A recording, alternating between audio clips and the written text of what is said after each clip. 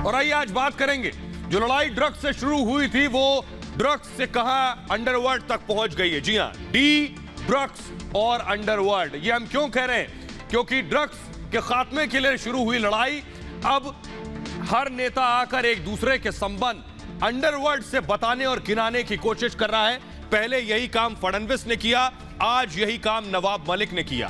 फडणवीस ने कहा था कि अंडरवर्ल्ड से लिंक है नवाब मलिक के, आज नवाब मलिक ने कहा कि फडणवीस के लिंक है अंडरवर्ल्ड से। देखिए जरा दोनों ने कैसे एक दूसरे पर आरोप लगाए, आपको सीधी सरल भाषा में समझाते हैं क्या कहना चाह रहे हैं। दरअसल आज नवाब मलिक ने आरोप लगाए कि फडणवीस के दरअसल उन्होंने कहा रियाज भाटी से के जानने वाले हैं, रियाज भाटी से क्या रिश्ते।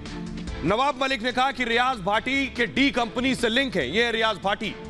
उन्होंने कहा कि मुन्ना यादव इनके अंडरवर्ल्ड से रिश्ते हैं। फडणवीस से सीधा सवाल पूछा, अंडरवर्ल्ड से रिश्ते मुन्ना यादव के हैं तो इमरान आलम शेख जाली नोटों का कारोबार करता है। फडणवीस जवाब दें इनसे क्या रिश्ते हैं। इसके अलावा हैदर आजम बांग्लादेशियों को बसाने का आरोप लगाया, ये इनसे फडणवीस के क्या ताल्लुकात हैं ये बताने को कहा नवाब मलिक ने। कल आपको याद होगा फडणवीस ने कहा था कि नवाब मलिक दाऊद का करीबी है, सलीम पटेल इसके साथ प्रॉपर्टी खरीदी, सलीम पटेल हसीना पारकर का ड्राइवर है, ये आरोप लगाए थे कल फडणवीस ने। उन्होंने कहा सरदार खान जो 93 धमाकों का दोषी है, रजिस्ट्री में उसका नाम है और सरदार खान को फिलहाल उम्र कैद की सजा हुई है। ये आरोप थे नवाब मलिक पर फडणवीस के। लेकिन आइए अब आपको बताने जा रहे हैं कि सबसे पहले आपको दिखाने जा रहे हैं कि नवाब मलिक ने क्या आरोप लगाए हैं और उस पर क्या जवाब आया है बीजेपी का। जल्दी से देखिए, मैं आपको दिखा रहा हूं, वार पलटवार चल रहा है। नवाब मलिक ने कहा कि रियाज भाटी के दाऊद से रिश्ते हैं और फडणवीस की तरफ से जवाब आया कि नवाब के आरोप बेबुनियाद है। नवाब मलिक ने कहा बीजेपी नेताओं के साथ फोटो हैं, तो फडणवीस और बीजेपी ने कहा फोटो तो दूसरी पार्टी के नेताओं के भी है। जरा सुनिए वार और पलटवार। 29 अक्टूबर को सहार एयरपोर्ट पे जाली पासपोर्ट के साथ पकड़ा गया, जिसके ऊपर दाऊद इब्राहिम सारे गैंग के लोगों के साथ संबंध की सारी खबरें अखबारों में थी। पूरा शहर जानता था कि रियाज भाटी कौन है। डबल पासपोर्ट के साथ कोई व्यक्ति पकड़ लिया जाए और 2 दिन में छूट जाता है, इसके पीछे क्या खेल था। रियाज भाटी लगातार आपके साथ सभी कार्यक्रमों में क्यों नजर आता था? रियाज भाटी भारतीय जनता पार्टी के कार्यक्रमों में क्यों नजर आता था? आपके डिनर टेबल पे क्यों नजर आता था? हम देश के प्रधानमंत्री पे आरोप नहीं लगाना चाहते, लेकिन देश के प्रधानमंत्री के कार्यक्रम में अगर कोई जाता है तो उसके लिए पूरी तरह से स्कैनिंग किए बिना किसी भी व्यक्ति को पास नहीं इशू होता। प्रधानमंत्री शहर में आए और रियाज भाटी ने उनके साथ भी तस्वीरें खिंचवाई। क्या ऐसा कारण था बिना स्कूटनी के रियाज भाटी प्रधानमंत्री तक पहुंच गया? देवेंद्र जी, आप मुख्यमंत्री रहते हुए इस महाराष्ट्र में आपने सारे क्रिमिनल लोगों को सरकारी पदों पर बिठाया। माननीय प्रधानमंत्री जी का कार्यालय या माननीय प्रधानमंत्री जी का कार्यक्रम, इससे रियाज भाटी का ना कोई संबंध है ना कोई संपर्क है, और इसके लिए ही शायद स्वयं नवाब मलिक जी ने कहा कि हम आरोप लगाना नहीं चाहते। और फोटो दिखाने की अगर बात है तो ऐसे कितने फोटो दिखाए जा सकते हैं। इस फोटो में रियाज भाटी किसके साथ खड़े हैं आप स्वयं देख सकते हैं। इस फोटो में रियाज भाटी किसके साथ आनंद उठा रहे हैं आप स्वयं इसको देख सकते हैं। और कौन किसको क्या गिफ्ट दे रहा है, रियाज भाटी का ये फोटो स्वयं स्पष्ट है। रियाज भाटी गायब हुआ है या रियाज भाटी को बचाया जा रहा है, गायब किया जा रहा है। राष्ट्रवादी कांग्रेस रियाज भाटी को कस्टडी में लाने से बचा रही है और गायब कर रही है, हमारा आरोप है। तो फडणवीस पर जब आरोप लगे तो सीधे उनकी पत्नी निकलकर सामने आई। जी हां, फडणवीस की पत्नी, इससे पहले भी नवाब मलिक ने उनकी पत्नी पर आरोप लगाए थे, तब भी वो सामने निकल कर आई थी। और एक बार फिर से देवेंद्र फडणवीस की पत्नी ने इल्जामों के बाद ट्वीट किया है। क्या लिख रही है फडणवीस की पत्नी, आइए आपको दिखाने जा रहे हैं। अमृता फडणवीस ने ट्वीट किया और नवाब मलिक पर सीधे हमला किया। यह देवेंद्र फडणवीस की पत्नी का ट्वीट है। वो लिख रही है, बिगड़े नवाब ने प्रेस कॉन्फ्रेंस पर प्रेस कॉन्फ्रेंस की, वो बार बार लिख रही हैं कि प्रेस कॉन्फ्रेंस की, लेकिन हर बार झूठ और मक्कारी की बातें हमें सुनाई दी। लक्ष्य इनका एक ही है, मेरे भाई बचाना है भाई को और इन्हें अपने जमाई और काली कमाई। यह ट्वीट किया अमृता फडणवीस ने। देवेंद्र फडणवीस की पत्नी ने नवाब मलिक पर हमला किया, लेकिन नवाब मलिक ने, आपको बताऊं, एक और आरोप नवाब मलिक ने लगाया फडणवीस पर। क्या आरोप लगाया देखिए जरा। वार पलटवार में नवाब मलिक ने कहा अंडरवर्ल्ड का आदमी है मुन्ना यादव, तो मुन्ना यादव ने जवाब दिया नवाब मलिक के अंडरवर्ल्ड से रिश्ते हैं।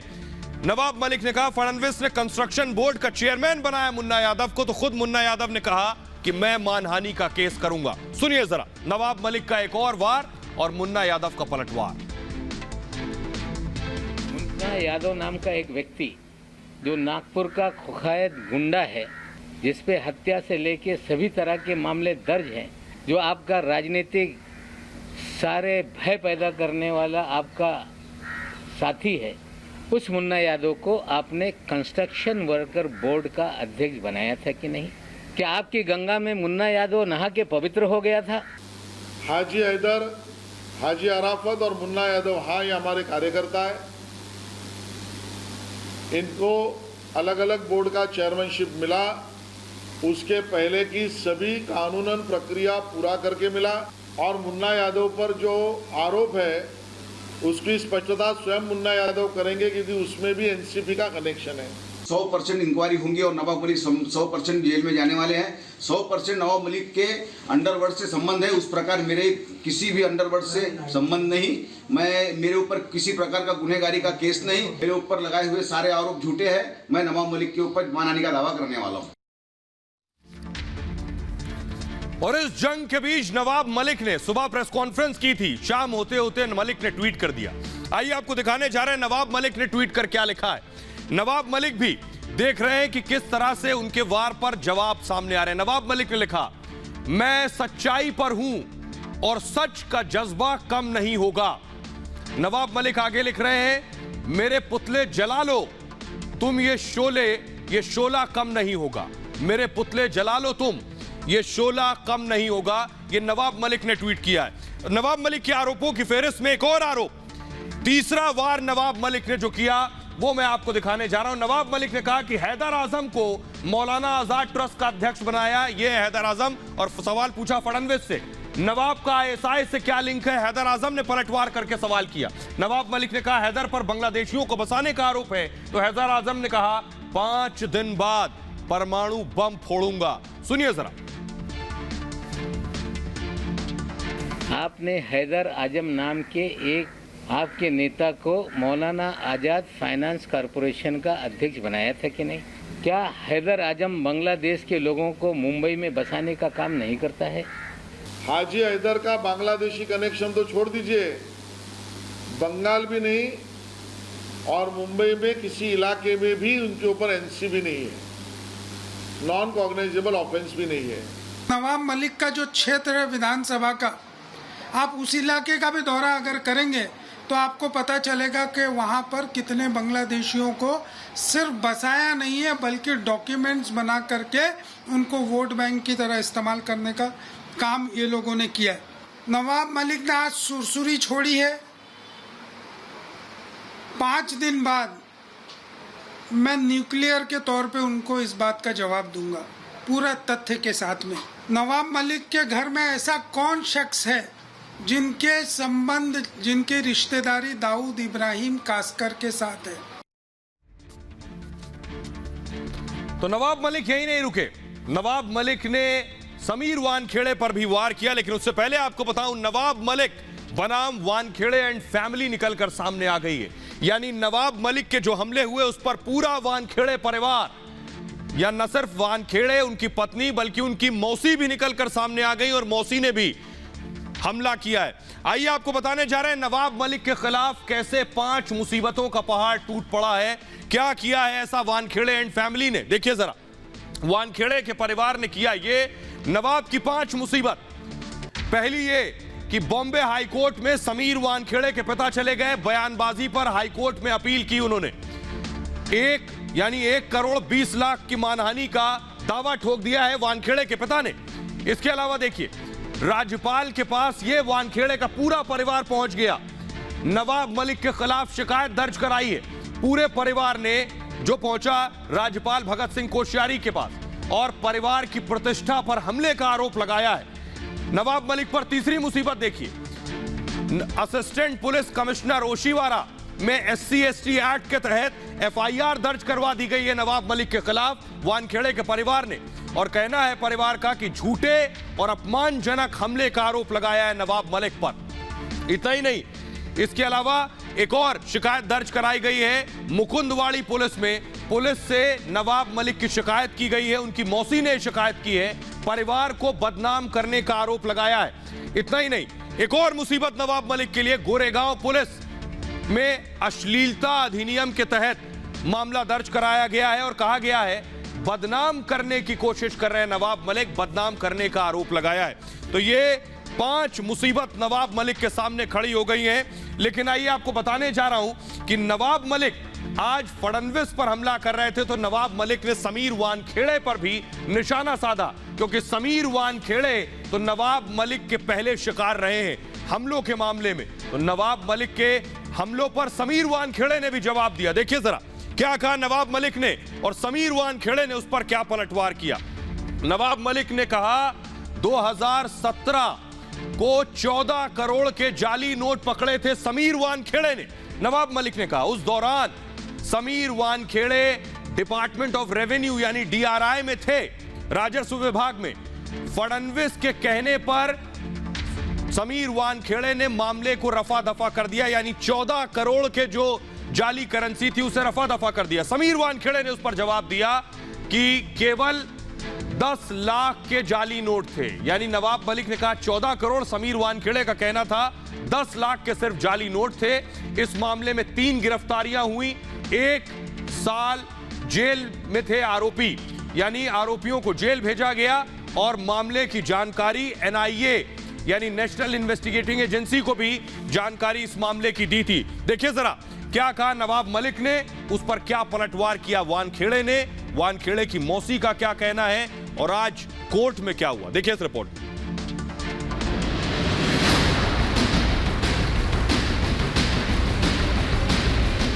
नवाब मलिक के पहले शिकार समीर वानखेड़े एक बार फिर नवाब के निशाने पर थे।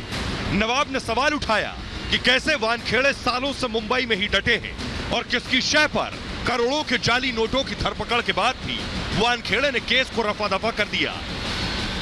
जब 14 करोड़ 56 लाख पकड़े गए, जाली नोट का मामला था, तो क्या ऐसा हो गया कि जमानत हो गई तुरंत? क्या ऐसा था कि जांच आगे नहीं बढ़ी कि उस समय भी उस केस का जो इंचार्ज था वो भी समीर दाऊद वानखेड़े ही था। ये छापेमारी या जो भी कार्रवाई हुई थी DRI ने की थी और केस को हल्का करने के लिए यही अधिकारी के जरिए देवेंद्र जी ने सारी मदद की थी। वानखेड़े पर आरोप लगे तो जवाब देने के लिए वो सामने आए। समीर वानखेड़े ने सभी आरोपों को आधारहीन बताया और कहा कि पकड़े गए आरोपी जेल गए थे।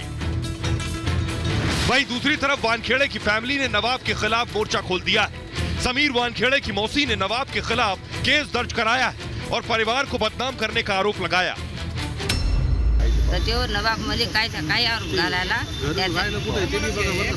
आम्ही पटरीच्या पलीकडे राहतो। उधर वानखेड़े के पिता के मानहानि के दावे पर भी आज कोर्ट में सुनवाई हुई, जहां कोर्ट ने नवाब मलिक और वानखेड़े के पिता से हलफनामा दायर करने को कहा। हमने जो कहा है उस पर क्लैरिफिकेशन और सामने वाले से ये क्लैरिफिकेशन चाहिए था कि तुमने ये सब वेरीफाई करके अपलोड किया है या बिना वेरिफिकेशन के अपलोड किया है। तो ये हम एफिडेविट्स कल फाइल करेंगे, एक दूसरे को देंगे और परसों ये रखा है एड इंटरिम रिलीफ्स के लिए कि ये इंजंक्शन देना चाहिए या नहीं देना चाहिए, ये परसों डिसाइड है। तो समीर वानखेड़े और नवाब मलिक की लड़ाई दरअसल देश की अदालत तक पहुंच चुकी है। कोर्ट में वानखेड़े नवाब की जंग शुरू हो गई है। आपको बताने जा रहे हैं कोर्ट में आज क्या हुआ। आपको बताएं कि आज कोर्ट में दरअसल बर्थ सर्टिफिकेट, जी हां, कोर्ट के अंदर बर्थ सर्टिफिकेट दूंगा, मैं दिखाऊंगा दर्शकों को। यह है समीर वानखेड़े का बर्थ सर्टिफिकेट जो नवाब मलिक ने सार्वजनिक किया था और समीर वानखेड़े का कहना था यह फर्जी है। इस बर्थ सर्टिफिकेट पर कोर्ट के अंदर क्या हुआ आपको बताने जा रहे हैं। कोर्ट में समीर वानखेड़े के पिता के वकील ने कहा कि फर्जी है ये बर्थ सर्टिफिकेट जो नवाब मलिक ने सार्वजनिक किया। देखिए जरा बर्थ सर्टिफिकेट पर क्या बहस हुई। दरअसल देखिए समीर वानखेड़े के पिता के वकील ने कहा बर्थ सर्टिफिकेट से वानखेड़े की जाति पर नवाब मलिक ने सवाल उठाए। उन्होंने कहा लेकिन कोर्ट में बर्थ सर्टिफिकेट नवाब मलिक ने पेश नहीं किया, यानी सर्टिफिकेट से सवाल उठाए लेकिन सर्टिफिकेट पेश नहीं किया। कोर्ट ने पूछा समीर वानखेड़े के पिता के वकील से, आपका बेटा आम नागरिक नहीं है। कोर्ट ने कहा वो एक सरकारी अधिकारी है। अदालत ने आगे कहा तो उसके कार्यों की जांच कोई भी कर सकता है। इस पर समीर वानखेड़े के पिता के वकील ने कहा अंतरिम कार्यवाही तक नवाब को बयान से रोका जाए, नवाब मलिक कोई बयान न दे। नवाब वानखेड़े के पिता पर आखिर क्यों हमला कर रहे हैं। उन्होंने कहा, इस पर कोर्ट ने कहा जो ट्वीट किए गए उनके पॉइंट झूठे हैं। सवाल पूछा कोर्ट ने कि जो ट्वीट नवाब मलिक ने किए क्या वो झूठे हैं। कोर्ट ने पूछा केवल मामले की योग्यता पर बात करें इस वक्त। इस पर नवाब मलिक के वकील ने कहा समीर का जन्म प्रमाण पत्र यानी बर्थ सर्टिफिकेट पेश कर रहे हैं और इस बर्थ सर्टिफिकेट जन्म प्रमाण पत्र को बीएमसी ने बनाया है। इस पर समीर वानखेड़े के पिता के वकील ने कहा हमारे पास बर्थ सर्टिफिकेट की कॉपी नहीं है। उनका कहना था जो बर्थ सर्टिफिकेट नवाब मलिक और उनके वकील दिखा रहे हैं वो हमारे पास है ही नहीं। हमारा कहना है कि यह सर्टिफिकेट गलत है। उनका कहना था यह बर्थ सर्टिफिकेट फर्जी है। आइए अब आपको बताते हैं कोर्ट की बातचीत आगे बढ़ी, दलील आगे बढ़ी और इसके बाद बर्थ सर्टिफिकेट से घूमकर ये गई दुबई ट्रिप पर। जो आरोप नवाब मलिक ने लगाए थे कि समीर वानखेड़े ये बैठे हुए हैं और ये उनकी बहन यास्मीन वानखेड़े दुबई पे ट्रिप पर गए थे, ये कहा था नवाब मलिक ने। और इस दुबई ट्रिप में ही वसूली का आरोप लगाया था। न सिर्फ ये आरोप लगाया था नवाब मलिक ने, इसके अलावा चैट दिखाता हूं। एक चैट उन्होंने सार्वजनिक की थी, ये स्क्रीनशॉट था। ये समीर वानखेड़े की बहन का बिजनेस कार्ड है और इसमें उन्होंने दावा किया था कि समीर वानखेड़े की बहन दरअसल एक ड्रग पेडलर से बात कर रही है। इस पर भी कोर्ट में नवाब मलिक पर सवाल जवाब हुए। सीधे आपको दिखाने जा रहा हूं कैसे समीर वानखेड़े के वकील ने, उनके पिता के पहले नवाब मलिक के वकील ने कहा, वानखेड़े ने कहा उनका ये दुबई की जो तस्वीरें सार्वजनिक हुई थी उस पर ये बात कही गई। वानखेड़े ने कहा कि उनका Facebook account fake Facebook account यानी फर्जी फेसबुक अकाउंट बनाया गया। वानखेड़े ने कहा लेकिन इसे 2015 में क्यों बनाया गया। अगर फर्जी होता, उनका कहने का मतलब था फर्जी होता तो 2021 में बनता, ये 2015 में क्यों बना। नवाब मलिक को स्क्रीनशॉट कैसे मिले ये पूछा समीर वानखेड़े के पिता के वकील ने। इसके बाद उन्होंने कहा ये यास्मीन यानी उनकी बेटी की छवि को खराब कर रहा है। यानी समीर की बहन के जो स्क्रीनशॉट दिए ड्रग पेडलर से बातचीत की, उन्होंने कहा मेरी बेटी एक क्रिमिनल लॉयर है। उन्होंने आगे कहा कि ड्रग्स के मामले में की वजह से यानी भाई समीर वानखेड़े की वजह से वो ड्रग्स के मामले नहीं लेती है। उसने आगे कहा मेरे बेटे को दाऊद कहकर मुसलमान बताया गया। समीर वानखेड़े के पिता के वकील ने कहा बहन के रिश्ते ड्रग पेडलर से बताए जा रहे हैं। इस पर नवाब मलिक के वकील ने जवाब के लिए कहा मुझे 10 मिनट का वक्त दीजिए। नवाब मलिक के वकील ने 10 मिनट मांगे और उसके बाद एफिडेविट दाखिल करने के लिए शुक्रवार तक का समय मांगा। समीर वानखेड़े के पिता के वकील ने, नवाब मलिक के वकील ने कहा मैं कोई चीज हवा में पोस्ट नहीं कर रहा हूं, यानी नवाब मलिक के संदर्भ में दस्तावेज के आधार पर ही बोल रहा हूं, कोई चीज हवा में नहीं लिख रहा हूं। आरोपों की जांच होनी चाहिए, यानी जो आरोप लगाए हैं उसको इन्वेस्टिगेट किया जाए। कोर्ट ने कहा क्या एक पार्टी का राष्ट्रीय प्रवक्ता होने के नाते तथ्य आपने जांचे हैं। कोर्ट ने पूछा। वानखेड़े के वकील ने पूछा ट्वीट से पहले क्या तथ्य जांचे थे। कोर्ट ने यह नवाब मलिक के वकील से पूछा। आगे उन्होंने पूछा मलिक शुक्रवार तक सत्यापित हलफनामा दायर करें, यानी नवाब मलिक हलफनामा दायर करें और वानखेड़े हलफनामा दायर करें कि झूठी जानकारी फैलाई गई। तो दोनों को एफिडेविट फाइल करना है इस मामले में। अब मामले की अगली सुनवाई 12 नवंबर को होगी। आइए आगे बढ़ते हैं। तो अब 12 नवंबर को इस मामले में सुनवाई होगी। नवाब मलिक को वहां हलफनामे में जवाब देना होगा। आगे बढ़ते हैं और बात करते हैं जेम्स बॉन्ड की।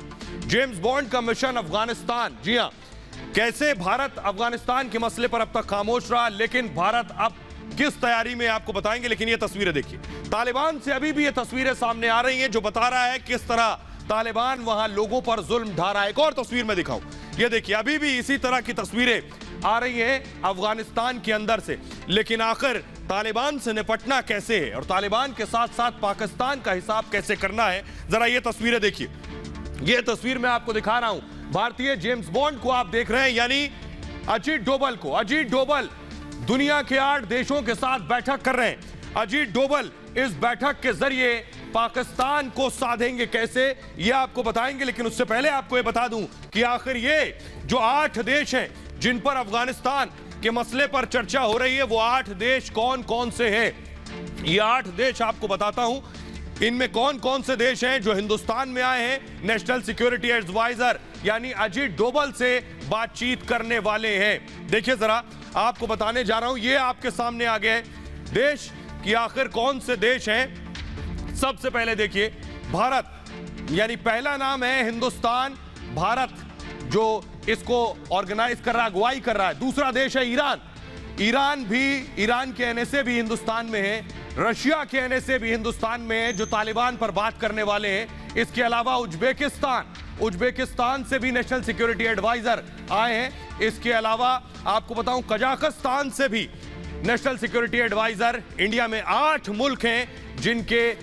राष्ट्रीय सुरक्षा सलाहकार भारत में आए तालिबान पर बात करने के लिए। इसके अलावा तुर्कमेनिस्तान भी इसमें शामिल है, तुर्कमेनिस्तान के एनएसए भी भारत में है, तजाकिस्तान भी शुमार है। ये वो देश हैं, सोचिए इन देशों में पाकिस्तान गायब है, किर्गिस्तान इसमें शामिल है, किर्गिस्तान भी यहां आकर तालिबान और अफगानिस्तान पर बात कर रहा है। लेकिन आइए अब आपको बताता हूं मैं, बड़ी बात यह है कि आखिर पाकिस्तान क्यों गायब है, चीन क्यों गायब है, ये आपको आगे बताएंगे। लेकिन पहले देखिए इंडियन जेम्स बॉन्ड ने आखिर इस बैठक में क्या बात की, क्या एजेंडा था और कौन कौन शामिल था। देखिए जरा रिपोर्ट।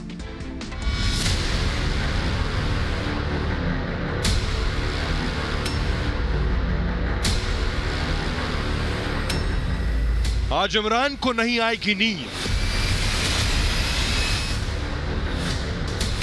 आज करवट बदलते कटेगी जिनपिंग की रात। आज अफगानिस्तान की तालिबान सरकार में मची होगी खलबली।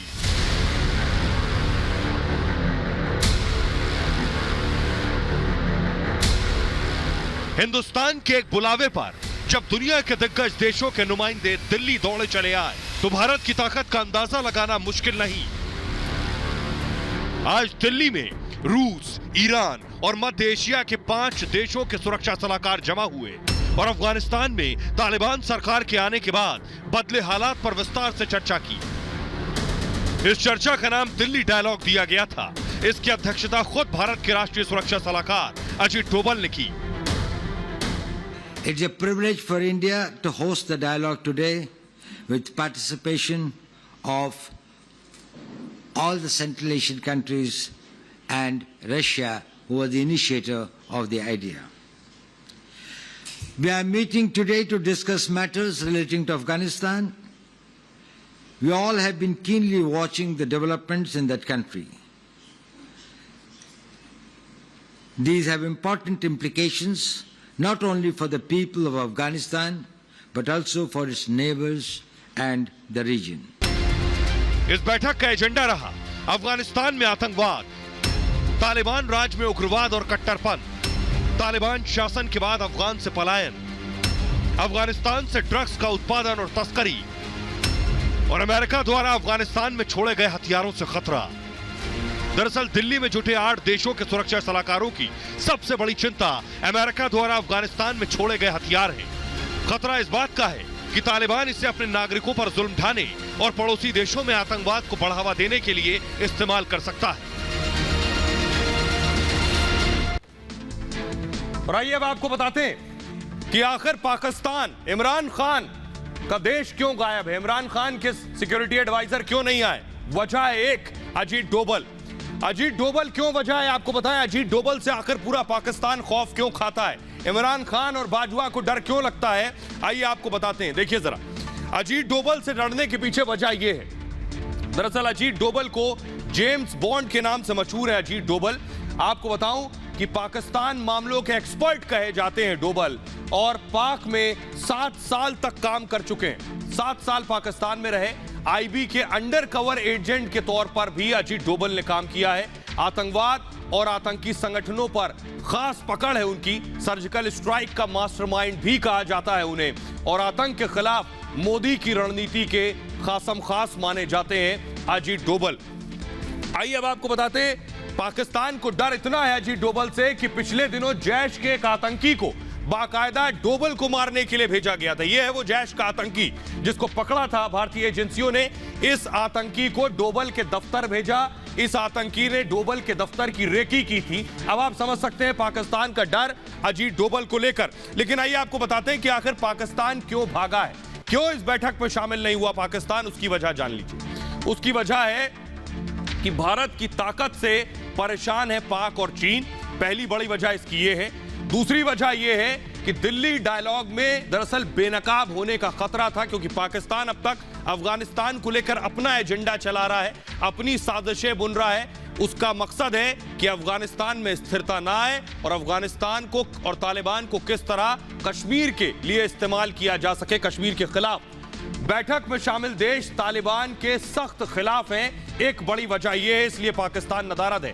पाकिस्तान और चीन तालिबान को इस मामले में समर्थन दे रहे हैं अब तक, और बैठक में आते तो भारत के खिलाफ साजिश आखिर कैसे करते। यह वजह है जो पाकिस्तान ने और चीन ने इस बैठक से दूरी बनाई है। भारत के खिलाफ अफगानी जमीन के इस्तेमाल की दरअसल साजिश है ये वजह है इनके अलग होने की। लेकिन आइए अब आपको बताते हैं, हिंदुस्तान अब तक खामोश था अफगानिस्तान और तालिबान के मसले पर, लेकिन हर मंच पर भारत हर मंच पर पहुंचा है जहां अफगानिस्तान पर बात हुई है। देखिए जरा, अफगानिस्तान में तालिबान की सरकार सत्ता में, जो हथियारों के बल पर सत्ता में आई, इससे पहले वहां लोकतांत्रिक सरकार थी जिसे जनता ने सर आंखों पर बिठाया था। 2 दशक पहले जब अफगानिस्तान से तालिबान को सत्ता से हटाया गया था और जनता की चुनी हुई सरकार सत्ता में आई थी, तब भारत ने अपने पड़ोसी मुल्क के साथ मिलकर काम करने का फैसला किया ताकि इलाके में अमन चैन हो और अफगानिस्तान समेत पड़ोसी देश भी तरक्की करें। पिछले 2 दशकों में भारत ने अफगानिस्तान में करीब $3 अरब से ज्यादा खर्च किए हैं। सड़क, पुल, बांध, बिल्डिंग समेत कई निर्माण कार्य किए, लेकिन अफगानिस्तान की तरक्की में भारत की यह भूमिका पाकिस्तान को पसंद नहीं आई और उसने साजिश के तहत तालिबान को हर तरह का समर्थन देकर सत्ता तक पहुंचा दिया। इस घटना के बाद पूरी दुनिया चिंतित है। ऐसे में भारत का चिंतित होना लाजमी है। भारत की चिंताओं का अंदाजा आप इस बात से लगा सकते हैं कि उसने अफगानिस्तान पर होने वाली हर चर्चा में शिरकत की और अपनी बात खुलकर रखी, चाहे वो G20 की बैठक हो, आपको याद होगा, या ब्रिक्स हो, या फिर द्विपक्षीय बातचीत का कोई भी फोरम हो। इसी सिलसिले में आज दिल्ली में 8 देशों की बैठक हुई जिसकी अध्यक्षता भारत ने की और दुनिया के देशों के सामने भारत ने एक बार फिर अपनी बात खुलकर रखी। इस बैठक की गंभीरता का अंदाजा इसी से लगाया जा सकता है कि सब ने भारत की पहल का समर्थन किया और अफगानिस्तान के हालात पर अपनी चिंता जाहिर की। रूस ने कहा इससे आने वाली चुनौतियों से निपटने में मदद मिलेगी, तो ईरान ने कहा अफगानिस्तान में समावेशी सरकार और सभी समूहों की भागीदारी जरूरी है, तो वहीं कजाकिस्तान ने कहा अफगानिस्तान की मौजूदा हालात चिंताजनक है। दिल्ली में मौजूद इन देशों के राष्ट्रीय सुरक्षा सलाहकारों की दरअसल चिंता का ही तकाजा रहा कि सभी ने प्रधानमंत्री नरेंद्र मोदी से भी मुलाकात की और अफगानिस्तान को लेकर आगे की रणनीति पर चर्चा की। फिलहाल ये भारत की बात है में इतना ही। अपना बहुत ख्याल रखिए। एक छोटे से ब्रेक के लिए रुक रहे हैं, लौट रहे हैं कुछ और बड़ी खबरों के साथ।